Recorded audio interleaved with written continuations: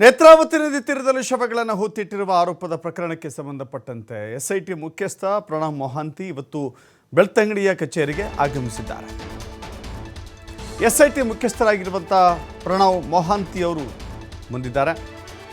SIT ಕಚೇರಿಯಲ್ಲಿ ತನಿಖೆಯ ಪ್ರಗತಿ ಎಷ್ಟರ ಮಟ್ಟಿಗೆ ಆಗಿದೆ ಆ ಪರಿಶೀಲನೆಯನ್ನು ಮಾಡ್ತಾ ಇದ್ದಾರೆ ಮೊಹಾಂತಿ. ಮುಂದಿನ ತನಿಖೆ ಬಗ್ಗೆ ನಿರ್ದೇಶನವನ್ನು ಕೂಡ ನೀಡ್ತಾರೆ. ಮುಂದಿನ ತನಿಖೆಯ ಬ್ಲೂ ಪ್ರಿಂಟ್ ಕೂಡ ರೆಡಿ ಮಾಡಿಕೊಂಡಿರ್ತದೆ ಎಸ್ಐಟಿ ತನಿಖಾಧಿಕಾರಿ ಜಿತೇಂದ್ರ ದಯಾಮ ಕೂಡ ಆಗಮಿಸಿದ್ದಾರೆ. ಎಸ್ಐಟಿ ರಚನೆಯಾದಾಗಿಂದ ಇಲ್ಲಿವರೆಗೂ ಆಗಿರುವಂಥ ಬೆಳವಣಿಗೆಗಳು ಏನಿದ್ದಾವೆ, ಎಸ್ಐಟಿ ರಚನೆ ಮಾಡಿರುವಂಥ ಉದ್ದೇಶ ಏನಾಗಿತ್ತು, ಬದಲಾದ ಸನ್ನಿವೇಶದಲ್ಲಿ ಹೇಗೆ ಇಡೀ ಪ್ರಕರಣ ಉಲ್ಟಾ ಹೊಡಿತು, ಸಾಕ್ಷಿದಾರ ಆಗಿದ್ದ ಚಿನ್ನಯ್ಯ ಈಗ ಆರೋಪಿಯಾಗಿದ್ದಾನೆ, ಜುಡಿಷಿಯಲ್ ಕಸ್ಟಡಿಗೆ ಅವನನ್ನು ನೀಡಿದ್ದಾರೆ.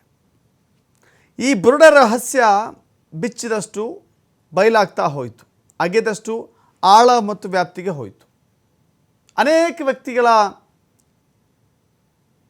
ಪಾತ್ರ ಇಲ್ಲಿದೆ ಅನ್ನೋದು ಗೊತ್ತಾಗ್ತಾ ಹೋಯಿತು. ಈಗಿರುವಂಥದ್ದು ಗಿರೀಶ್ ಮಟ್ಟಣ್ಣವರ್, ಆತನನ್ನು ಆರೋಪಿಯನ್ನಾಗಿ ಮಾಡಬೇಕಾ ಅಥವಾ ಸಾಕ್ಷಿದಾರನನ್ನಾಗಿ ಉಳಿಸಿಕೊಳ್ಳಬೇಕಾ?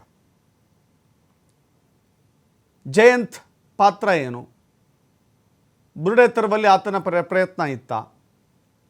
ಇನ್ನು ವಿಠಲ್ ಗೌಡ, ಸೌಜನ್ಯಾಳ ಮಾವ ವಿಠಲ್ ಗೌಡ ಪಾತ್ರ ಏನು? ಹೀಗೆ ಅನೇಕರ ವಿಚಾರಗಳಲ್ಲಿ ಇಂದಿಗೂ ಕೂಡ ಎಸ್ಐಟಿ ಒಂದು ಕನ್ಕ್ಲೂಷನ್ಗೆ ಬರಬೇಕಾಗಿದೆ. ಮೋಸ್ಟ್ಲಿ ಇವತ್ತೊಂದು ತಾರ್ಕಿಕ ನಿರ್ಧಾರಕ್ಕೆ ಅಥವಾ ಒಂದು ಅಂತಿಮ ನಿರ್ಧಾರಕ್ಕೆ ಎಸ್ಐಟಿ ಬರುವಂಥ ಸಾಧ್ಯತೆಗಳಿದ್ದಾವೆ.